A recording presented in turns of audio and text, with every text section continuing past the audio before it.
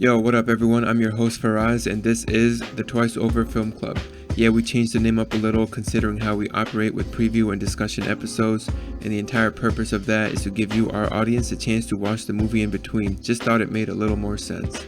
Anyway, today is our discussion on Birdman. Hopefully you have had the chance to listen to our preview and a chance to watch since then, or at least have seen the movie beforehand. Remember, we do take listener suggestions, so do hit us up at the Twice Over on Twitter, Instagram, or Facebook, and make sure you're subscribed to the podcast so you never miss an episode. This past Monday, we previewed Spike Lee's Inside Man, and have both previews and discussions up for Crazy Stupid Love, The Fountain, The Lives of Others, and so many more. Next week, we'll be previewing No Country for Old Men on Monday, and our discussion for Inside Man will also be out next week on Thursday, so get your watch in beforehand. If you got DirecTV or Showtime, Inside Man is available there for streaming. Okay, so here is our Birdman discussion with myself, Fahad, and Farhan.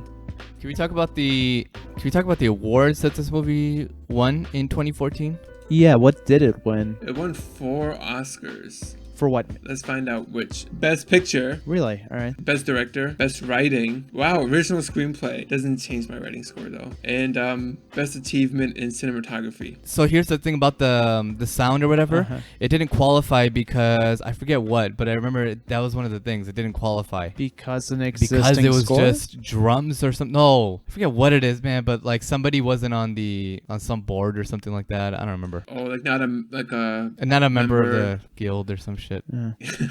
I don't exactly know, but I thought the sound was perfect. It was exactly what the movie needed at the points when it did need it. Yeah, it created like this constant It was energy. it was drums for most of it, and it was amazing drums. yeah. I love drums. Would I love you jazz say drums. it was jazzy? Yeah, it was jazz drums for sure. Okay. Yeah. For the most part, and the fact that is what set kind of the scene or the tone for a lot of it was really awesome. And you would find that the drums were used a lot during transitions between. Yeah. I'm not even gonna say between scenes because I don't even know if that's true, but transitions between, I guess, sets while the character is moving through. Different basically sets. during movement. During movement, yeah, that's when they would use drums, and I feel like they might have used that to sort of distract from when the Transitions were happening. Might have cut. Yeah. Yeah. I remember one scene where he's walking outside and they pan the camera to a drummer. Yeah, an actual drummer. I think that's when they on the cut side it. of the street. Yeah. Onto that sound thing. I think they played that into his ego persona. So like the sound and the music was part of his ego. Or like it was internal to him. It wasn't actually like we were hearing it through him.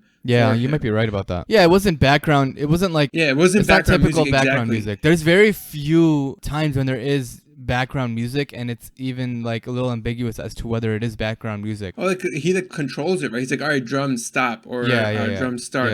It's literally we're thinking like him when the drums or the music is playing. It's basically what he's got going on in his head. Mm-hmm. Is there a specific energy that he's feeling, or a feeling anxiety on which like the drums start playing? Anxiety, is it, or is it a moment of like self-doubt? For self-doubt, I noticed his ego, his whatever, the voice of Birdman, that came up whenever he was doubting himself, on whenever he thought that the play would fail. A reminder of like how he got to where he is, and it pops up like it was like a form of self-assurance, right? Well, I think no, because his alter ego was like, why are you even doing this stupid play?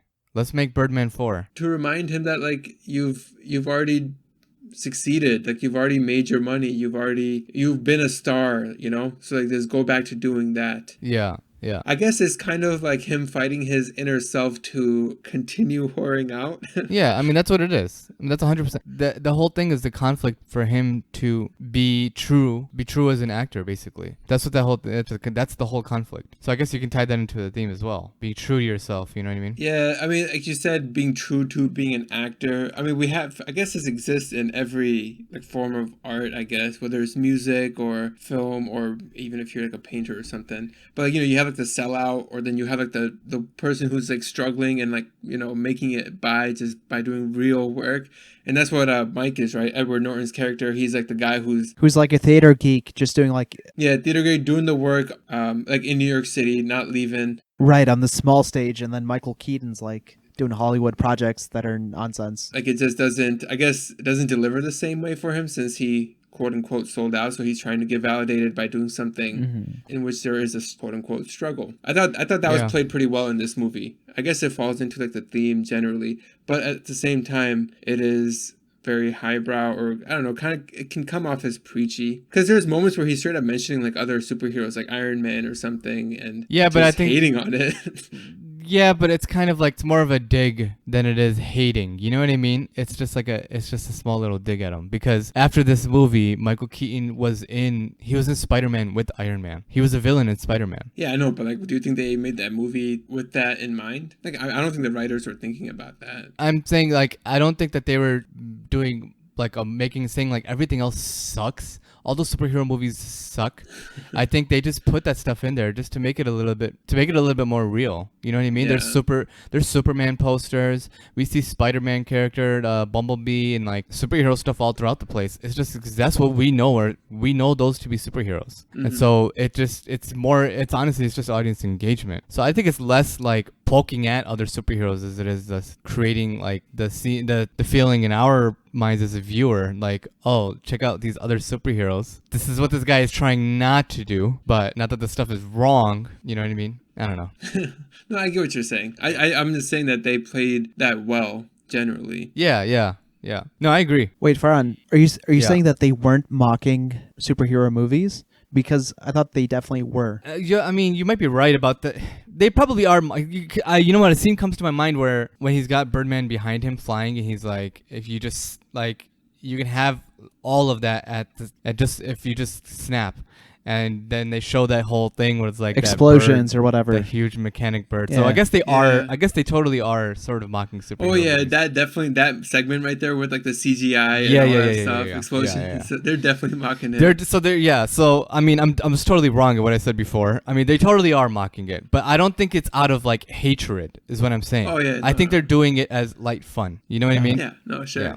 If the movie is mocking it, right, it creates this interesting dynamic because who's the protagonist, right? If the movie director of the movie has contempt for superhero movies, yet the main character adores them internally, there's kind of like this disconnect, right? Does the director identify with the theater critic who absolutely hates the Hollywood culture? Where's this movie? So do you know what the full title is of the movie? I forget it. It's a long title. Unexpected Virtue of Ignorance. It's Birdman or The Unexpected Virtue of Ignorance. There's 2 titles there. Why are there 2 titles? No idea. There's 2 parts to this guy. There's 2 parts to this character. There's 2 parts to this movie, right? There's a superhero aspect, and then there's the melodramatic aspect. Like there's the play aspect of it, right? That's the title of the lady's her review.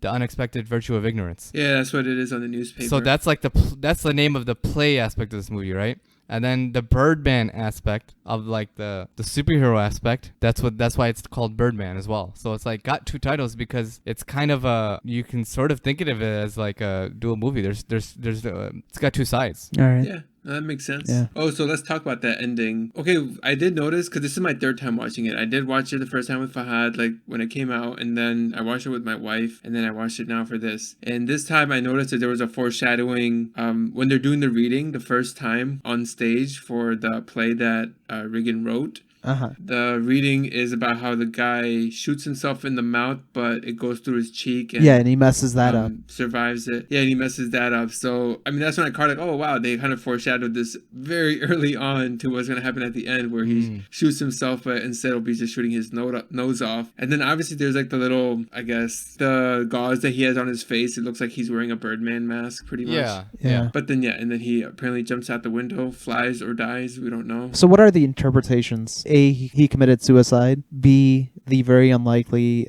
possibility that he's a superhero somehow. He can actually fly. Yeah. Yeah. Or 3, you take it like metaphorically, like the character is accepted who he is. He's, he makes trashy Hollywood movies, and he's no longer wanting to make the theater movies that had caused him like this internal strife. So he's happy, I guess. He's made it because like Farhan said, he gets the review that he reads it. But he still knows on a certain level that he's a fraud. Oh yeah. Because he's only made it because of how the super realism, right, or whatever they called it. Yeah, because he's almost like he's craving that attention so much, that validation, that he's producing something he's not really interested in. I never got the sense that he cared for any of this. For any of this? Yeah, for any of for the theater the actual stuff. play. Yeah. He only cared for the validation that would come from it, not the actual play itself. No, I disagree in that aspect. I think this is the only thing that he's ever really cared for. I think this is the one thing that he's ever done that he's like, this is actually true to who I am as an actor. I mean, You he know, does have that because backstory, he says that right? several times, and he's just the way that he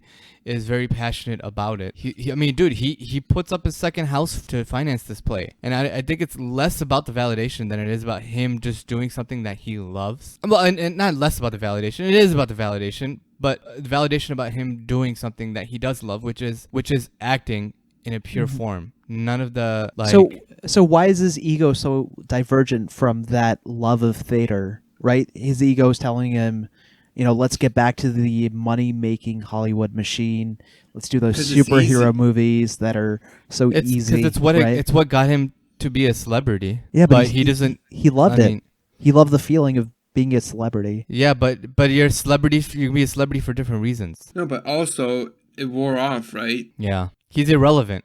He's fighting to be relevant, basically. Exactly. Yeah, he says that, right? That like if he died on that plane with George Clooney on it, that the newspapers would be talking about George Clooney. Like he wouldn't have been mentioned. Yeah. Oh yeah, he literally says, quote, "I'm disappearing," and that's what he feels like, and that's why he's trying to get validated. So and also Farhan, I think I do agree with you because this play that he's writing is an adaptation of another writer like Raymond Carver's play or something, right?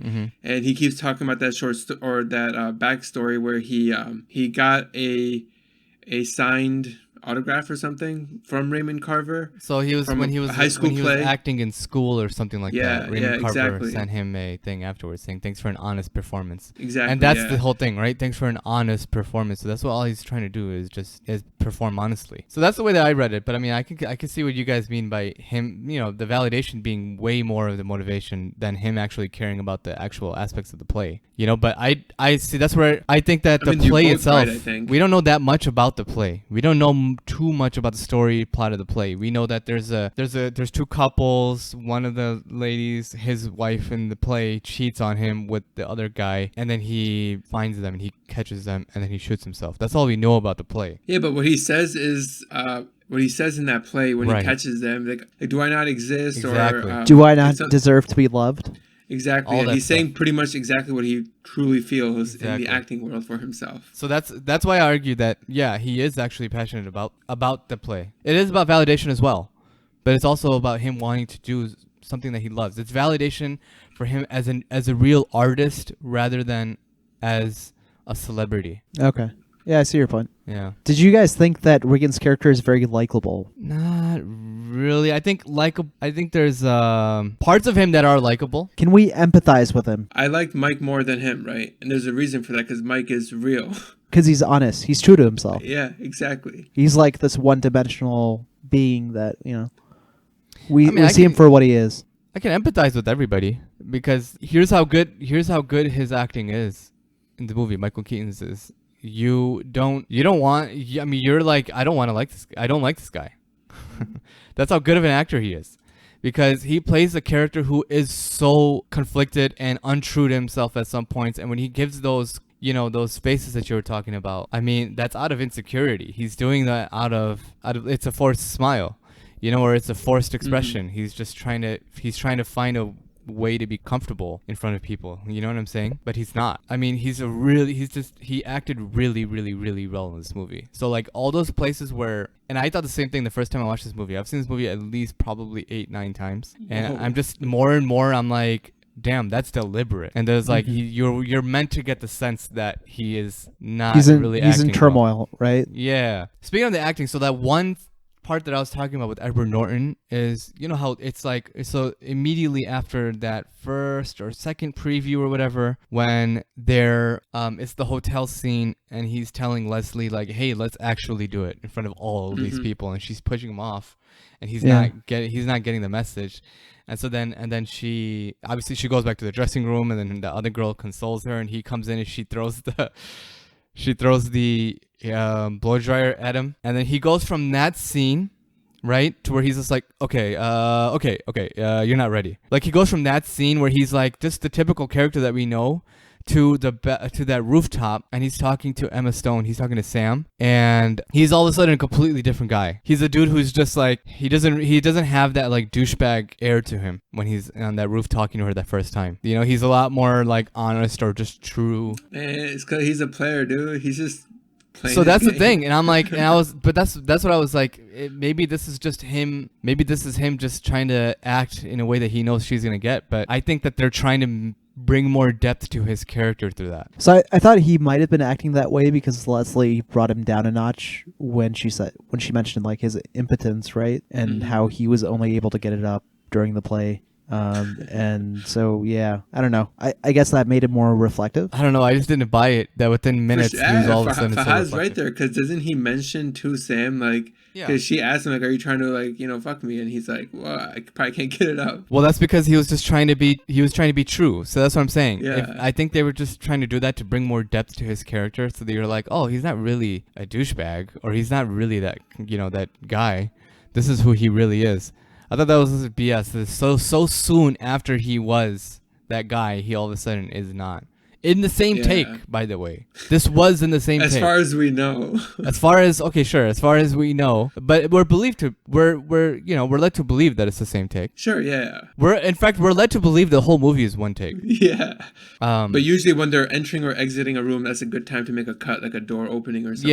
Yeah. And so when the camera does swing into like the hallways and it's empty, it's usually a couple hours pass by. And then we see the result of like time passing, and I thought that was a neat way of like keeping the movie going. I literally have that noted. Is that way that they progress through time through some scenes is I've never seen it before, because you're right. Like they'll have like, for instance, when they're in that when in the last like second to last, so the last preview. You hear the gunshot. You're looking in the hallway, the red hallway where his room is, basically. And you hear the gunshot. That's the ending of the play, right? We know from that moment they have to come back and they have to do their bows or whatever. And then, they have to then the curtain comes down, then they can leave. It's not right away. There was 20 seconds from that gunshot to when we see him walking into his room. And they progress time through that.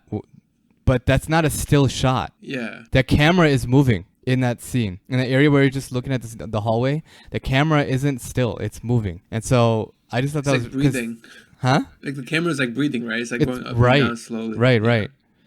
And if they found a way to do that in a different take, dude, I'm free. And this is a 200 aesthetic score. You know what I mean? It was a lot of little things. They do that all throughout the movie. Like that's just one point that I can think of, and I didn't note a lot of it, but they do it all throughout the movie. Even like another time I could think of is when he's smoking that joint and he takes like one puff and then he takes like a second puff. He's already at the end of the joint when he just started it. I've never. No, he didn't just start it. It was already being smoked by Sam. Yeah, Sam was previously smoking it, so there's not much left. Would it light if there was only 2 smokes in it? I don't know.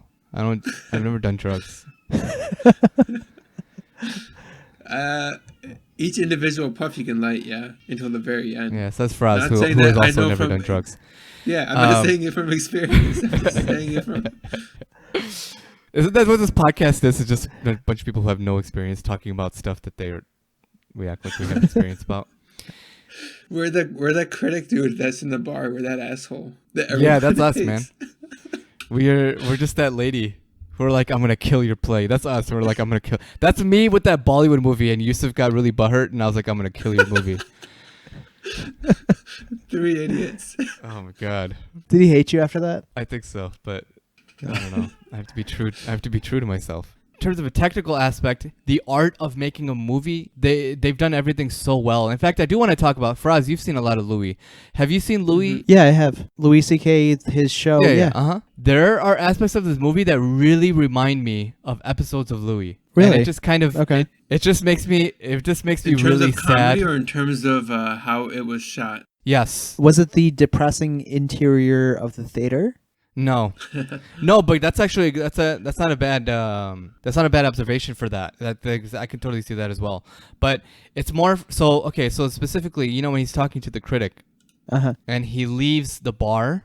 From that point, actually, even just like as soon as she leaves, from that point up until he's like with the homeless guy, That whole sequence reminds me of just of any episode of Louis, and it makes me sad because yeah, his walking strut was kind of like Louis. Exactly, and even from the side, he kind of looked like Louis. He had the same hair, and he had the same goatee. It was darker colored. Just the way that the camera follows him, with that romantic kind of Oriental Spanish, I don't know, violin in the background. You have that in the background. That's your sound, and in the face of it, you have New York with it's all of its ugly features, including the homeless guy yelling nonsensical poetry. That was so Louis to me, and the reason it makes me sad is because we're never going to be able to see that from Louis C.K. He can totally do a movie like this if he wanted. In fact, he did. Before he was big in comedy, he was making movies like this. And so it just makes me sad. I know he wrote for movies. I don't know he actually he made short films. That's how he knows so much about it. Is he used to make short films. I'm not gonna lie, man. His show is like it's like what Master of None, even Atlanta to a certain Atlanta, Rami, all these shows have like elements of like what Louis was. Yeah, they all try to do it. None of them will succeed, and the reason is because, and I think we're kind of veering off this movie, sort of, but we're sort of not. I'm gonna bring it full circle. The reason that I loved his show so much is because you can tell, and I mean we know this, right? Us three. For those of you who don't know, Louis wrote it, he directed it. He was behind the production. Everything. He was behind every single aspect of his show, and he did it with barely any budget ever. And when you watch his show from like a film critic perspective, technically, like this movie, it's brilliant, and it's a comedy show. You know what I mean? And it sets itself apart so much from other shows who try to do the same thing. But that's what separates real art from stuff that tries to be art. Cookie cutter Hollywood work. Cookie cutter, just big company production work is what I would say. I mean, this is big company production for work, but you know what I mean. The typical stuff. I'm gonna say the mainstream stuff. Yeah, and I think it works for Louis because it's a single person's vision, and he has the skills to execute on that. So there's no loss of the vision there. So when you hand it off to someone to do a certain part of the movie, you do lose the initial vision. And there's something to be said about having an initial vision, just having one person's vision being spelled out versus having shows like Master of None, like I'm sure Rami, like I'm sure Atlanta, where they have a board of writers. Atlanta is definitely a notch above Rami and Master of None. I haven't seen it. Definitely watch Atlanta because it's Donald Glover, dude. He also does everything. He does the writing, the directing, acting in it. I mean, yeah, but you know that there's a room of writers. Oh yeah, I'm sure. But I'm sure there is also for Louis. I mean, I don't think so. I think Louis is behind literally 100%. 90% of the material in that show. Maybe. Yeah. I mean, it is very, very specific. But in any case, I guess the validation you're giving Louis is the validation Regan wants. Is that how you're going to bring it full circle? So, yeah, I was going to bring it full circle just in the fact that this is technically such a brilliant movie. I mean, I think you guys are just going to have to watch it again. It's a very, very brilliant movie, and it satirizes all the other mainstream stuff, but I think in good reason and in good taste. And I think everybody should have this basically near the top of their list in terms of like movies to watch. If even just to see Zach Galifianakis say that line about how the Saudi prince is bringing one of his wives, and Martin Scorsese is in the audience. God, I love Zach Galifianakis, man. He's funny, man. He's funny. No, yeah. I mean, my general word is that I definitely recommend this movie to most people. I can't imagine. I mean, I don't think we were. Only Fahad was a little harsh on the writing, but otherwise, we kind of generally like it. Hang on. I was harsh on the writing and the narrative. Yeah. Sorry, you were most harsh on the narrative. Yeah. Writing, you were average. It's fine. I'd recommend it purely for the aesthetics and the acting. It's worth it just for that. But if a person is watching this movie and they're not into aesthetics, do you think they'll still enjoy it? They would, right? Yeah. Like we said, it won 4, and I don't mean to like use this as a reason to watch the movie, but it won 4 Oscars. It was nominated for a bunch more, won a bunch of Golden Globes, nominated for a bunch more. It won all kinds of stuff. You know, I think it's not a movie that a lot of people even know about. I think we're at a good spot. Yeah. Yeah. Birdman, that was our discussion. We'll be back next week with another review. Thanks, man. See you guys. Thanks for listening to this production of The Twice Over. If you haven't already, subscribe and follow wherever you get your podcast, and remember to support us on Patreon or by sharing the podcast with a friend. Feel free to contact us on Instagram, Twitter, or Facebook at The Twice Over, or email us at comments@thetwiceover.com. All of the music you heard is from Amerigo Gazaway. Check him out on Bandcamp and Spotify.